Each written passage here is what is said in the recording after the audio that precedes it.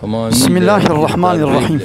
Mısır'ın başına geçen zalim Sisi 50'ye yakın کسی گو Mısırlıları باوری şu ana دینی kadar لایقلق idam و etmiştir. دموکراسی Beni بینه Sisi ile çok barıştırmak isteyenler var. تشتا گو Asla برش kabul etmem. گوتنا رش جرا شیر و بی سپی تشتا گو بری گوتنا Neden? سپی و جیر بیجن Halkının رش %52 oyunu almış الو من olan به bir رای خونه Mürsi'yi من پارتی ve سیاسی arkadaşlarını هموی عین cezaevine mahkum eden همو bir پارتی گو ایرو دعوت شکل کنوی antidemokratla سباج karşı و گوتنا karşıya خدا گرم gelmem. Onunla aynı masada oturmam. Bir defa biz bu gerçekleri görmemiz lazım.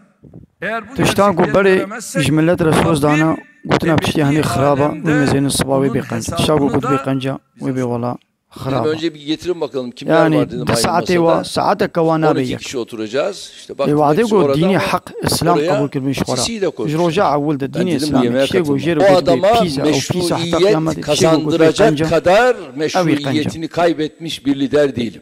Ve قانون tabii اسلامی katılmadım. قانون رب Niye? العالمین ناگو هرن حقی Bizim یکا izzetimiz var. راستی یکا Onurumuz var. لی کفر Biz bu زح izzeti تخلیتی وی هن korumak durumundayız.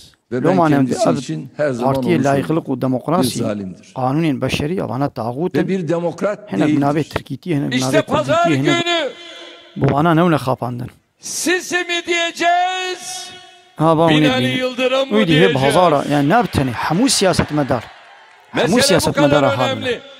İdi geli millet akıllı Erdoğan'ın mesele konu da bana akıbetini bardın Mursi'nin da layıklığı ve akıbetine demokrasiye bardın benzetenler ab 100 Sisi sal وكم zihniyetidir. امكان نايلوني دبي زارو كادا مجد شيت بيبتوني خاپاندن پي بنت تشتي بس ونه خاپاندن